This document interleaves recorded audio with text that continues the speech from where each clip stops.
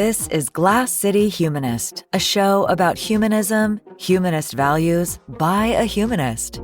Here is your host, Douglas Berger. Our guest is Dr. Jerry Jaffe, a Toledo native and professional stand-up comic who has written a book titled Religious Satire in the Era of New Atheism, which presents a contemporary account of religious satire since the 9/11 attacks, as evidenced by the modern art of stand-up comedy and how it coincided with the rise of the new atheists. Glass City Humanist is an outreach project of the secular humanists of Western Lake Erie, building community through compassion and reason for a better tomorrow.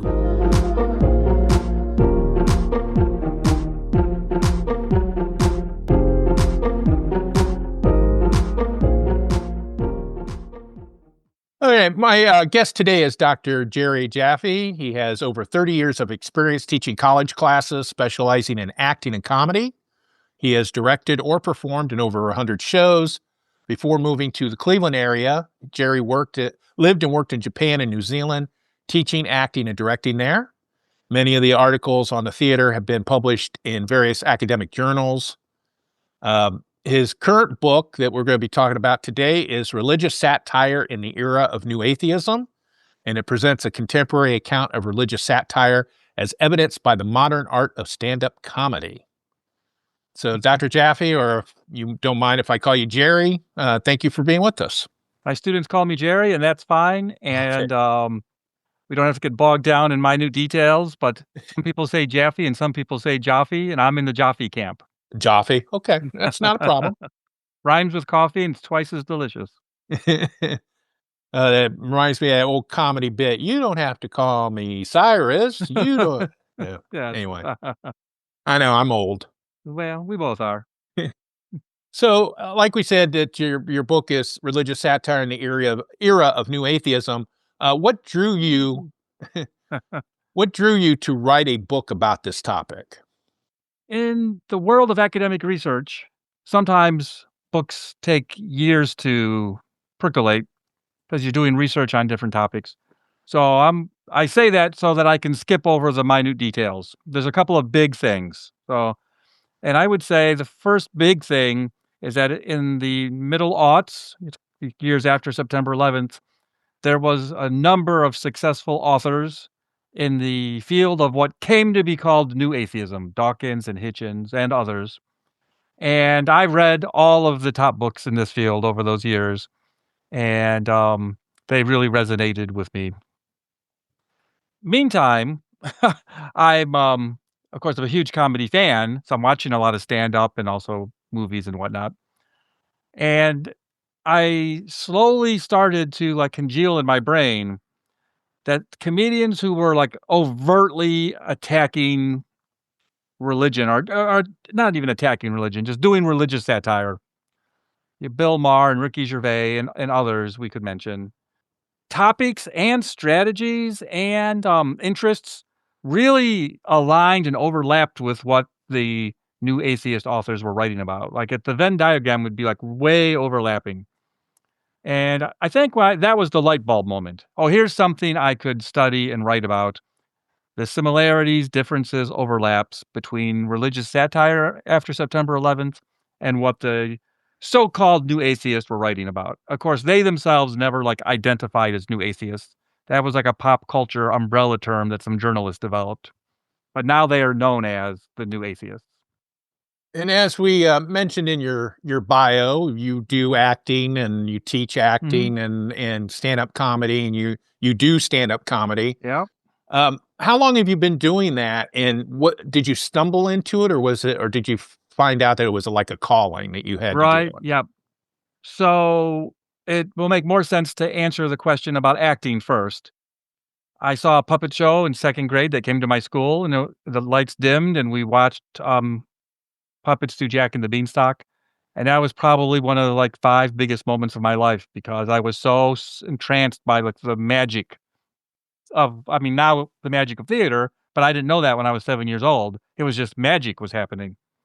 And from then on, I did plays in school and in high school, and then I went to the University of Toledo in the 80s. And this is what I say about my major, because I also, as a college teacher, advise students and young adults are worried about their major or how to pick a major. My freshman year in college, I changed my major 5 different times, including going like undecided. So I'd be to pick a major, undecided, pick a major, go back to undecided. But all my freshman year, I was taking theater classes for fun. And so when I got my transcript at the end of my freshman year, I realized that if I became a theater major, I would be on time to graduate. So it really is a case of like theater found me. Like I was doing it for fun before I realized, oh, this could be a career or a vocation. So it was kind of a calling because I was just doing it naturally, being in plays and taking acting classes. So at that time, the mid 80s, you mentioned being old. I don't know how well you remember the mid 80s. Mid 80s was the first comedy boom, what they call a comedy boom. There's an explosion of comedy clubs all over the country. And I think cable networks were evolving at that time, and comedy was actually cheap programming. So it was easy to have. In fact, there's Comedy Central and Comedy Channel, and other like HBO would show comedy. So the Yeah, comedy was on. the Ha Network. Yeah, I Yeah, remember all that. so there was a ton of comedy on TV, and I think being able to watch a lot of comedy, including comedians who weren't famous necessarily. Like I remember seeing Stephen Wright, his first appearance on the Tonight Show, which is like famous in comedy history. I was just a kid watching because I love to watch comedy. I didn't know who Stephen Wright was. So, anyways, you could see people like that if you watched all these shows. And I started doing comedy while I was in graduate school. So I went to Brown, which is in Rhode Island. But Boston is a big comedy city, and they're about an hour apart, maybe 90 minutes. Depends how fast you drive. So I was doing comedy. Kind of coincidentally, I once did a show with Stephen Wright in Boston back in the late 80s, just because he was an unannounced guest at an open mic. So I was just doing 5 minutes as a doofus, and suddenly they go, and here's Stephen Wright. So I like to say I performed with Stephen Wright. It is technically true. But I was doing comedy. So that's in the late 80s. I was doing comedy, which I did for a couple of years on a kind of like a level of a hobby. And I learned one important thing. As I met the older guys, the professionals, who were always nice, welcoming, and had advice. And that's when I discovered stand-up comedy is not a great career choice. There's only a few, Seinfelds and Chris Rocks. Most professional comedians are road comics who travel the country in their car for relatively low-paying gigs. I mean, you get as much as you can. Some are paid better than others. But you could be like a professional on the road and do a weekend and make $400 or $500. And then you have to do that every week for it to be a career, like to be able to pay all your bills or whatever. So I actually made the conscious decision. I think I'm going to go back to school. Actually, I'm going to travel. That's when I started traveling. I finished my master's degree. I moved to Japan and taught English, and I did some theater over there, and eventually went back and did my PhD in theater at Bowling Green. And I didn't do comedy again until I moved back to the U.S. And I'll just say, while I was in New Zealand teaching at the University of Otago, which is in Dunedin on the South Island, a beautiful place. I dream about it every day. I taught some comedy classes, and some of my students at that time, this would have been the mid-aughts, like 2007, 2008, started doing stand-up comedy. I met some Kiwi stand-up comedians too, like professionals. And then one of my students there got a sitcom for a year in New Zealand, like on New Zealand television. So seeing my students explore comedy reignited in me the desire to do comedy. And in 2008, I moved back to the United States. I took this job in Cleveland that I had for 17 years until recently. And I had it in my mind when I moved back that I would start doing comedy again. So it was actually 2009 is when I restarted doing comedy. So usually if people ask me, how long have you been doing comedy? I use 2009 as my benchmark. I don't go back to the 80s and talk about that, unless people ask like you kindly have. And I say this, sorry, as all my students know, I never stop talking, so I apologize for these long answers, but I will say this. One, I live in Painesville, Ohio, which is outside Cleveland, and it's kind of outside Cleveland. Like if I go see a play in Cleveland, it's almost an hour drive depending on parking and crap like that. So there was no comedy clubs like within a 5-minute drive of where I am. But in 2009, a comedy club opened near me, and the paper did a big cover story, and that they were going to have an open mic. And that club is called Bogies. And I'm going to say the comedian who started it is called Kirk Bogus. And who knows what would have happened if he didn't start that comedy club in 2009.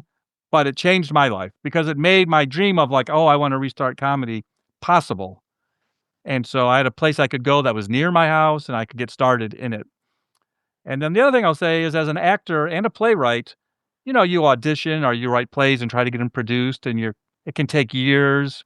I've had plays staged, but sometimes it's years after you write them. What I wanted to do with comedy, you could do creative writing. You can write a joke today and go on stage tonight.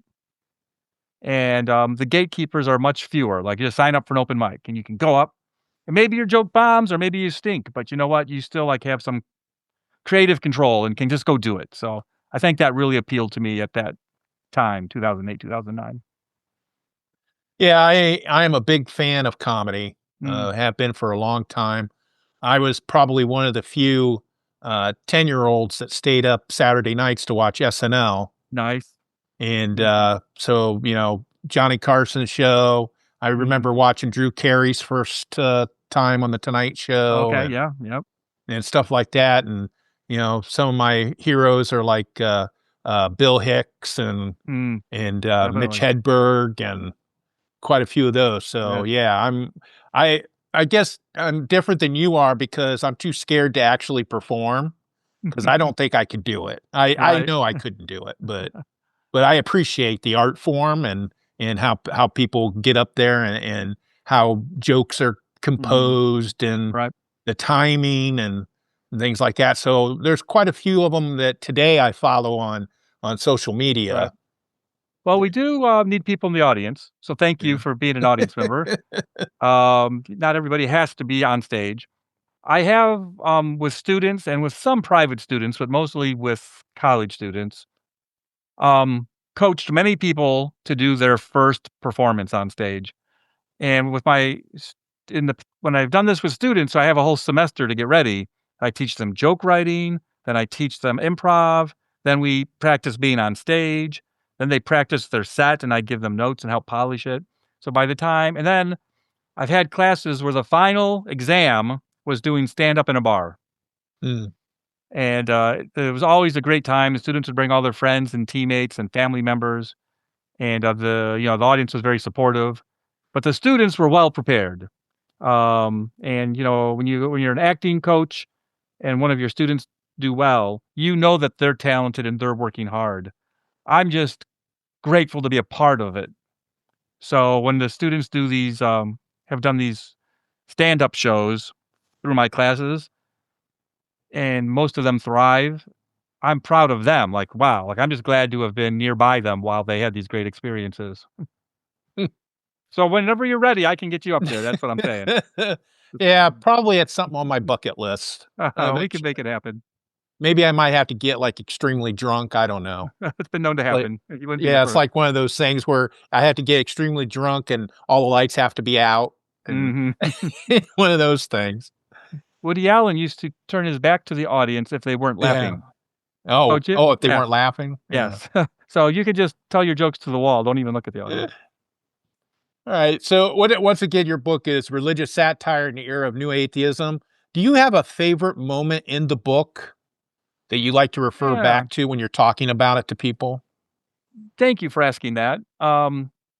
Again, I feel like, and I've written a lot of book reviews, especially of academic books, and I say that because sometimes these types of books are almost like Frankenstein's monsters, like the author has a topic and they've been researching it for years, but each chapter is like a thing they research. So how well it all comes together, who knows? And I'm not saying I did it any better, but there is an element of that. Like each chapter's a topic I found interesting, right? And then later I'm trying to make a narrative out of it.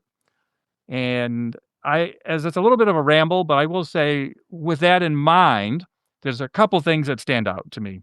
First of all, if someone were to say, give me 2 or 3 pages to read, I want to see if I like your book. Like, before I read the whole thing, give me a sample. I would refer to them to the section on parody religions. So I have a chapter in the book that is about how comedians, just in the course of telling jokes, will become characters for just a little second.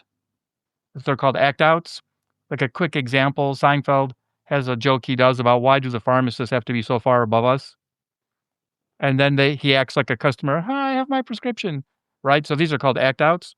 Well, sometimes comedians do that while they're doing satire with religious figures. It'll be like, what would God say if he was here? And then they act like they're God. What would Jesus say if he walked in right now? So those are acting out religious figures like God, Jesus, or others. So I have a whole chapter on that basic theme. In that chapter, there's a section on parody religions, when comedians, stand-up comedians, and some sketch comedians I include as well, and others too, but essentially invent their own fake religion in order to commentate on the nature of religion. So, for example, John Oliver made his fake evangelical religion about seeds, because evangelicals have this theme of like, you send me money and then God will repay you, and they call that seed or seed money. And so he did a whole thing where first of all, he found out that he could basically incorporate himself as a church. So he, according to reporting, he incorporated a church. And then he did this whole character where he was him, but him as like begging the audience to send him money. And it was the Our Lady of Perpetual Donation. I have the name written down, but Our Lady of Perpetual Exemption is what his church is, not even just a fake church. And so I go through many examples of that. The Church of the Flying Spaghetti Monster, I talk about that for a page. John Safran, an Australian comedian, did a whole series called John Safran versus God. And that was very entertaining. He travels the world and talks to religious people. And he's a little more friendly about it than Bill Maher was in his film. Although I do like Bill Maher's film. But John Safran's more like, really? Like, hey, tell me about what's going on here. And so on. But he would do sketches and monologues in between these, like this travel log. And he did this skit where he went to the center of Mormon religion and life in Utah and went door to door asking people if they wanted to hear about atheism. It's the door-to-door atheism skit. And you can just go on YouTube and search the words I just said, door-to-door atheism skit, and it will be the first thing that comes up. I share it every Christmas on Facebook. So if you go to my Facebook feed and go to December 25th, and you'll find it there. But I go through a few examples of things like that. And on the one hand, it's fun. I think people enjoy these topics. And I tried to make the book fun to read because I know it's, academic, and that's not what everybody wants to read because it can be too deep or too thick or too niche. When I pitched this book to an editor, I said, I want to write a book that everybody can read. Every comedy fan could read. Every person interested in religion or new atheism could read it without having to have an academic background or a PhD. I use there is some, but I use a minimal amount of jargon, and I use a lot of examples. And that's how I pitched it to the editor. So the idea is, like I just said about parody religion, and I listed to you 3 or 4 examples. There's probably 10 or 15 examples just in the section on parody religion, which I hope makes it fun to read. But it also is a good example of what the book's about, like the religious satire. And most of these examples are happening right in the mid-aughts. And the things they're talking about are the same things that the new atheists are talking about. So it also exemplifies the theme of the book. That's probably the one thing. Like, if there's one thing I would tell people about to get them interested in the book, that would be the part.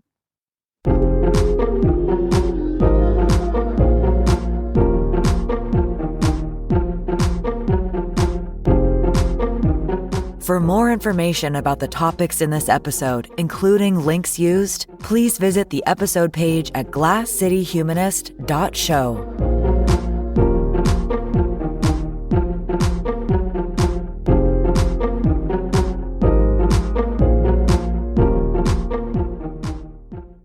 But one of the things that I wanted to ask about, and I ended up not asking about it because we had already had some tough questioning from the audience as well. Is where did I write it? Oh, here we go. In your book title, you talk about new atheists, and that's your framework that you use. Like, Sam Harris, Richard Dawkins, and Yep. Christopher Hitchens. Yep. Are you bothered that some of those gentlemen have turned out to be not so great human beings many years later? And would you frame it that way today if you started the book today? Okay, so you have asked two questions. Yes. And the second question is easier to answer. Would I frame it that way? And the answer is, I'm going to say probably yes. But something I discovered, because I worked on this book for like 12 years. It sounds insane. The book is so thin, took you 12 years to write this. But when I started working on this book, I published a section of it. So I use that as the kickoff date. There's an essay in an academic journal. And I say, on that day is when this project started sort of happening for real. And that was 12 or 13 years ago. So what I noticed as I was doing my research and I write a page, write a section, send it off to the editor, whatever, is when I started this book, it was like current events. Like it was still, even New Atheism was still a hot topic when I started writing this book. Hitchens was still alive, I think, when I started writing this book. And as each year went by, my book became more and more historical because it was about a period in history, like the mid-aughts. And so the book became almost about capturing a zeitgeist, like what was the culture like, a flashpoint. And so I think it would be the same framing and the same basic book if I wrote it now. It just has become a history study instead of like a contemporary study.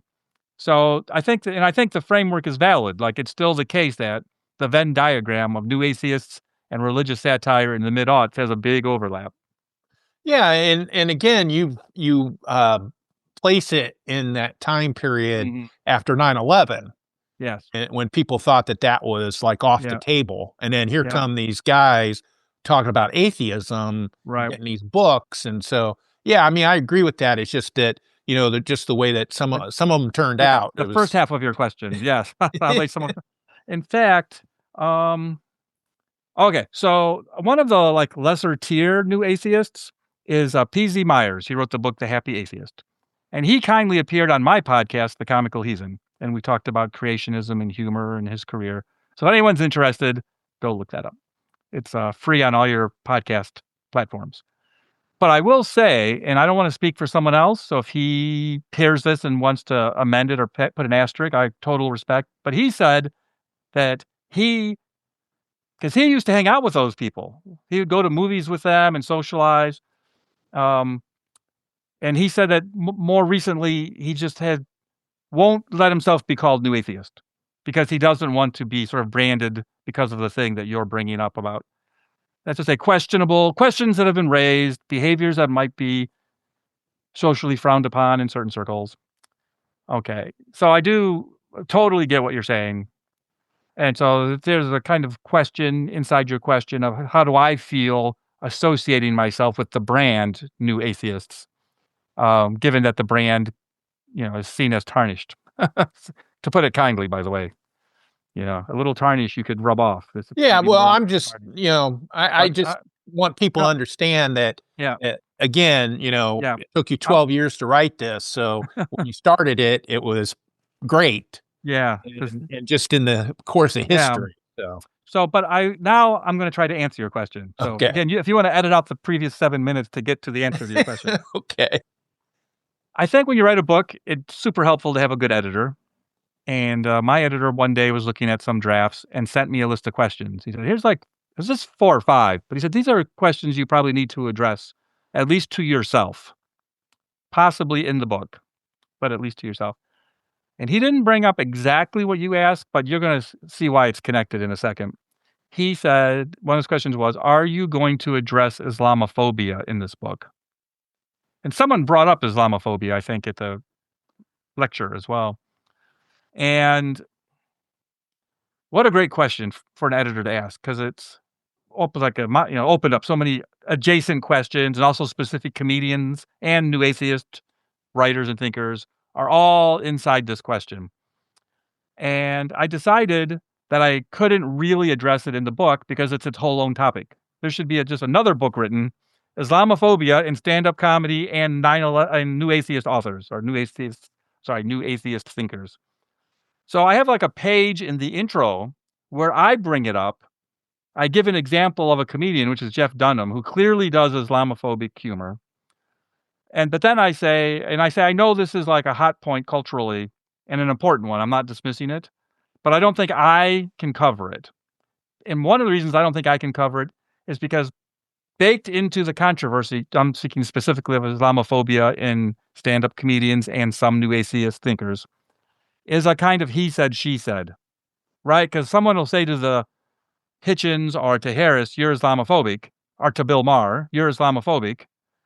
But they'll say back, we're not Islamophobic, we're just making the point XYZ. And now, if you're like the journalistic objective, trying to be objective, it's like you're hearing two sides of the case with no foundation on which to evaluate, which is to say, to address it correctly, I would need to write a whole book in which I created the foundation and studied it deeply. And now I say all that to say, it's a kind of parallel answer. Dawkins has brought up comments that have been considered transphobic, for example. And I do not agree with his transphobic adjacent or transphobic explicit comments. They're not comments I would make or even agree with if someone said them to me. I just don't know how to judge the situation. He tweeted things. Other people, which they have the right to do, disagree with those things. He had some of his honors stripped from some societies. And again, maybe that's appropriate. I'm not even judging the societies for doing that. I'm actually saying it's so complicated that to me to have an honest opinion about it, it's worse than that. No, it's deeper than that. I don't like the word opinion. Anyone can have an opinion. To have an honest evaluation of the situation that has like depth and nuance to it, I'm not capable of doing. I would have to write a whole third book that is just about, the decline of new atheist thinkers by 2020 or something. So I don't deny that there's controversy, nor do I wish to associate myself with the worst of it. In almost every case, I am on the opposite side. As both a teacher, theater artist, and human being, I conduct myself as an ally as best I can. And part of that includes being willing to make a mistake. Not to make a mistake. Yeah, well, everyone makes mistakes. Being willing to admit mistakes. Say, oh, yeah, I phrased that wrong. I said that wrong. I didn't, and to apologize for your mistakes. But I guess the short answer is I just don't know enough. I know enough to know that it's tarnished, and I know where I feel on the issues. I'll add another thing. This is part of the probably nuance, like pop culture doesn't care about the nuance I'm about to make. The people in question and the comments they've made, none of them are new atheist because none of them ever called themselves that. It's not a movement. It's not like a group of artists got together in a cafe in Paris and created surrealism. Surrealism was an artistic movement created by artists who got together and made a club. And with a capital S, surrealism. These people were writing about what concerned them in the aughts, that the way they wrote, and they had an audience, and they sold a lot of books, sold a lot of pancakes. I bought a lot of their pancakes. And then other people, journalists and others, started calling them new atheists. So it is kind of a weird nuance that, like, new atheism does and doesn't exist. It's like the duck rabbit. Yeah, they did have some people, some fans that did adopt it and try to make something out of it. But I probably am one of them. I mean, I'm sure but it was not a good thing. It didn't turn out to be a good thing. And I have interviewed P.Z. Myers before. Oh, nice. And I follow his blog, and me as well. He doesn't want to have anything to do with it. But the reason why I was mentioning it in the first place is because, when I learned about your book and you reached out to me about it, and I saw the title, that was what popped into my head. Right. And I'm like, does he know about any of this stuff? What's he trying? And then talking to you and then reading parts of the book and everything, it just so happens that the title that you picked just happened to be interpreted differently now than it did when you. Yeah. I had a friend of mine when the book came out and didn't really know much about my research. Maybe they know I was working on the book, or I was an academic who did research or something, and looked at the title And because the subtitle is, "Do You Seriously Believe That After 9/11?" Which is from a joke by Louis Black. So he did a comedy routine after September 11th in which I will say, it's open to interpretation, it was not Islamophobic in the way that Jeff Dunham, but he did make jokes about what's going on with Islam or these terrorists. And he was saying, "Do you seriously believe that?" to the kind of like to the terrorists. But a friend of mine looked at the title and it said New Atheism at 9/11. "Do you seriously believe that?" And thought I was asking, do new atheists seriously believe like what they say, especially like years later? So I accidentally, the book's title, like the nuance of it has changed as well because of what you're talking about, I think.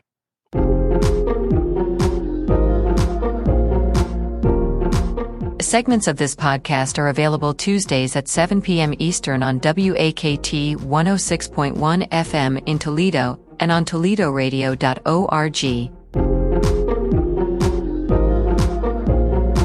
If you have a Spotify account, you can view a video version of the podcast and share a comment or two.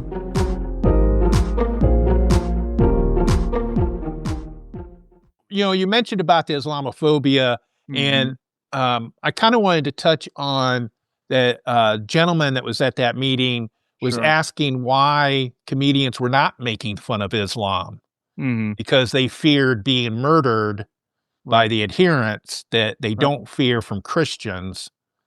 And I really liked how you handled that because that was kind of a touchy situation.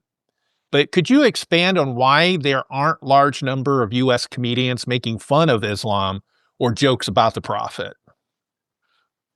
Okay. So first of all, let's say the proposition that guest was suggesting that it was out of fear for life and limb, we can't say that that's a zero because we can't go and survey every comedian or comedy writer in America.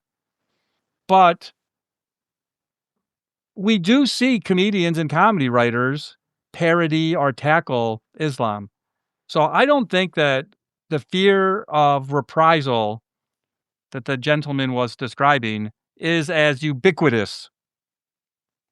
I think it might be in there. Like if there's a percentage, it might be a percent. So I'm not going to call it a 0%, but I don't think it's a major. I don't think it's 51% of the reason is because people are afraid. I think, again, it's in the mix. I think other things that are in the mix, which probably affect more people's thinking than that is, first of all, creative writers, tend to write about what they know. So I'm Jewish. I've written jokes and told stories on stage about being Jewish. I've never written a joke or told a story on stage. Well, I almost lied, but I'll put it this way, about being a Christian, right? That's not my upbringing or worldview. Now, I actually do a one-person satire show on religion, and I will say like 90% of the heavy lifting is towards evangelical Christianity. And yes, I do not regularly worry about like life and limb when I do these jokes. I won't say I never worry about it. There are violent Christians, by the way. So to just say that, oh, you can just do Christian jokes without worrying about life and limb is actually not true either. On top of that, there is, besides the writing about what you know about, there's also a factor which is, in comedy, we call it punching down. So this has to do basically with social status. And if wherever you are on the ladder of society, if you do jokes making fun of people weaker than you are, I don't mean lesser in any moral or ethical sense, but I mean like on the ladder of status. So, undocumented workers are low on the status in America right now. So if a person goes up who is just an average American that they themselves haven't lived that life, and they're just making jokes, roasting and making fun of undocumented workers, and that happens, but that's punching down. That's someone like making fun at a weaker part of society. And it's a debate in comedy, should you do that? But I think most professional comedians try to avoid that. What you want to do is punch up, make fun of the powerful. You make fun of the president. You make fun of your teacher. Make fun of the people who have power over you. So generally speaking, because of Islamophobia and because of the way Muslim Americans and Arab Americans were treated in the aughts after September 11th, they became targets themselves. So if average middle-class white American comedian goes up and starts making fun of just Muslims, that could be construed as punching down. I think that's at least as much of a factor. Satirists want to make fun of the powerful, not the weak. If you're making fun of the weak, you're not a satirist. In Nazi Germany, they had comedians who made fun of Jews. So first of all, that's true. And second of all, that's an example of why I think comedians should think carefully about punching down. Some comedians I know right here in Cleveland will say, hey, if it gets a laugh, that's my job. And I'm like, there's lots of ways to get laughs, Go on stage naked, we'll laugh at you, I promise you. But you're not going to do that, right? So just because you get a laugh, that's not an excuse for punching down, in my opinion. It doesn't mean you can't do jokes about topics, but now you're on a fine line. So like when I, do my satire show, and I've seen other comedians do this, so I've learned it from the best. I'm not making fun of Christians, and I'm not making fun of America. I'm saying, here's a hypocrite who said something ridiculous, and I'm going to make fun of this idea and this hypocrite. And if the hypocrites I point out are leaders, like pastors, ministers, politicians, then it's punching up. That was the one part of the Bill Maher film that I liked the least. He would go up to people on the street and kind of like ask them about their religion and then challenge them. And what do they know? I mean, they're just normal dudes and dudettes living their lives. They don't know theology. They don't know the history of the Bible. So to me, those sections were punching down in the Religulous film. All the rest of the Religulous film I found very entertaining. And when he interviewed leaders and kind of, took shots at them, I thought that was hilarious. That's satire. But there's, 4 or 5 clips where he's talking to normal people and trying to make them feel uncomfortable. That's what I mean by punching down. There are, in America, right now, Arab American comedians and Muslim American comedians and international comedians from other countries as well, doing jokes about Islam. So it's not like there are no jokes about Islam. But when that population does those kinds of jokes, they're talking about their worldview, their life experiences, and things like that. So it's not like there's no humor or criticism going on of, Islamic ideas or terrorists. But it's actually, for me as an audience member, more compelling when Arab American or Muslim American or Palestinian American does jokes and commentary and satire about their world. That feels like something's happening.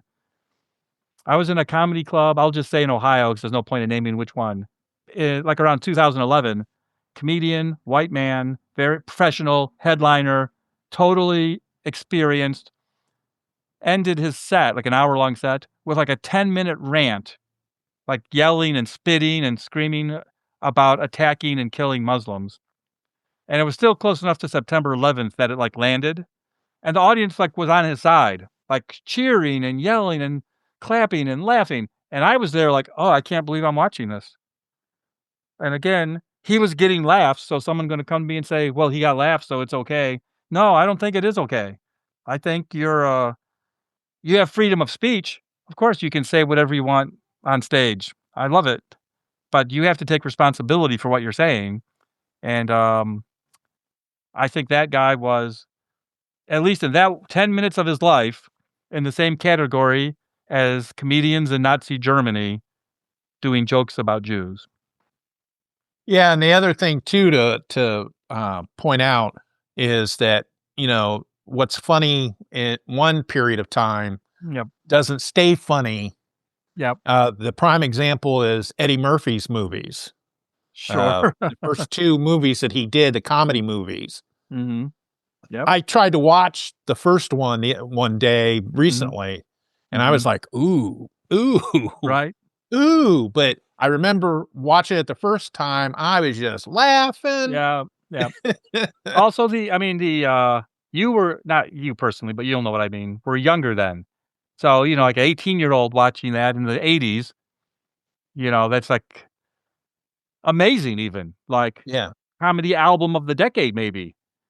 But Oh, I doesn't had it the album well, too. yeah. Yeah. I used to listen to the album. I was like, man, I can't believe I listened to this. Hey, I would put in my top 10 list of comedians who, I'll say inspired me, if not influenced me, is Sam Kinison.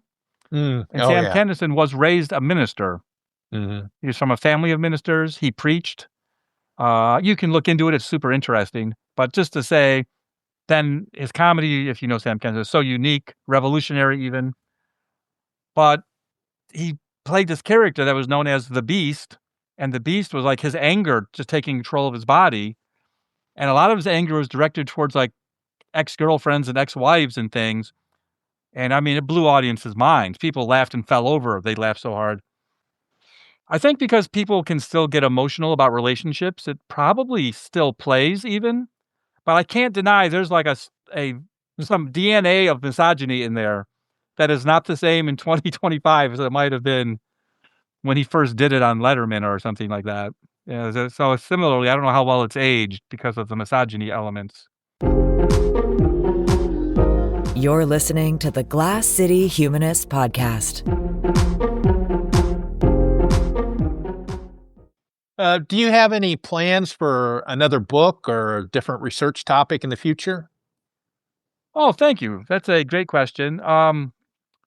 I do. The editor and publisher who did this book, I've already been working with them on my next book. So there's an area of philosophy called phenomenology. And the college professor and me could talk about this for 20 minutes to 2 hours. So I'm trying not to do that. I'm just going to say phenomenology is interested in the kind of psychology of what it's like to live your life moment to moment.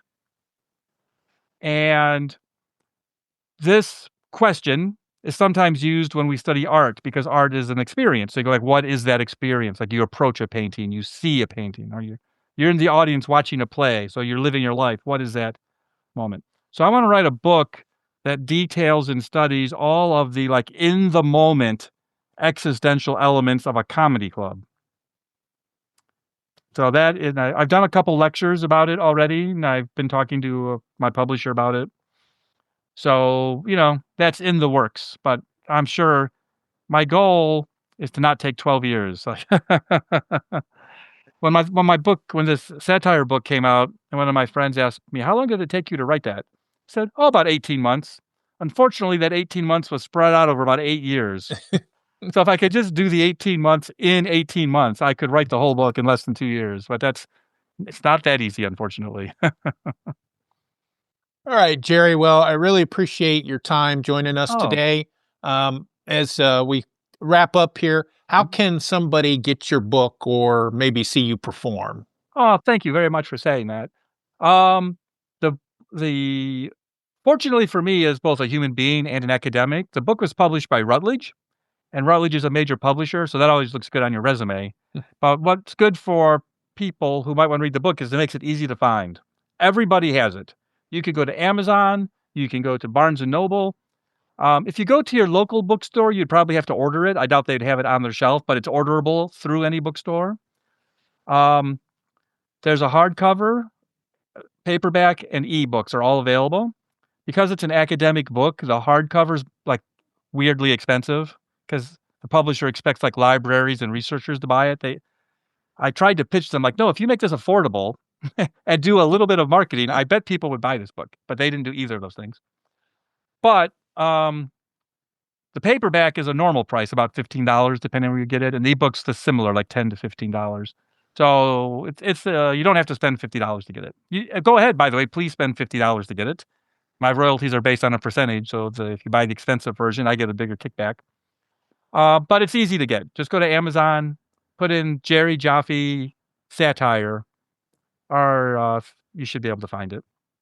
And then and I will tell you too that if you do a Google search on your name, you will start getting ads for the book in the Google results. And I both apologize to the world for that, and I'm also excited that AI is taking care of me. Or I even think I saw one in Facebook. One came up. but it was for Rutledge in general, but your cover was one of the covers. Okay. Sure. So I thought that was interesting. Well, that's good to know because I don't know what it's like for like people who aren't me to search for it because my computer already has my search history in it, if you know what I mean. Right. So for an innocent person, who knows? But I will say I do stand-up comedy. I do have a podcast. I do have a YouTube channel. The podcast YouTube channel is under the brand The Comical Heathen. So if you put The Comical Heathen Jerry Jaffe into your search engine, I have my own website that should come up. And the website is primarily about the podcast. So it has a full archive. In addition to PZ Myers and other people, probably the most quote unquote famous person I had a chance to interview was Lewis Black.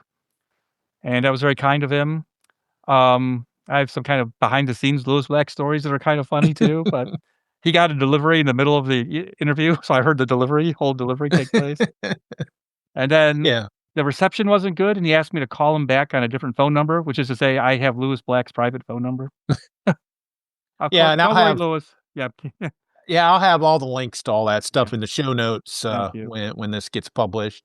And again, Jerry, I really appreciate your time today. Oh, thank you. I love it. And I really enjoyed the topic and the way you presented it. Even if the title was a little off-putting at first. I know what you mean, yes. The title I would change if I could go back 3 years. Right. And so good luck on all your future endeavors. Thank you very much, and thanks for including me. It's been a blast, and I look forward to more activities with your organization. Right, because you do get our emails and everything. Yeah, so, yep. Thank you for listening.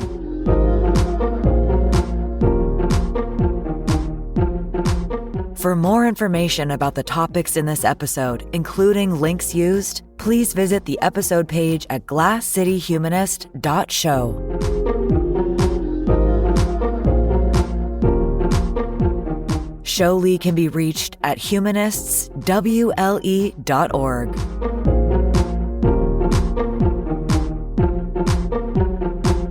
Glass City Humanist is hosted, written, and produced by Douglas Berger, and he's solely responsible for the content.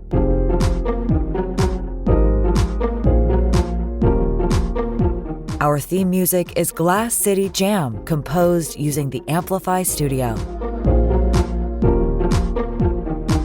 See you next time.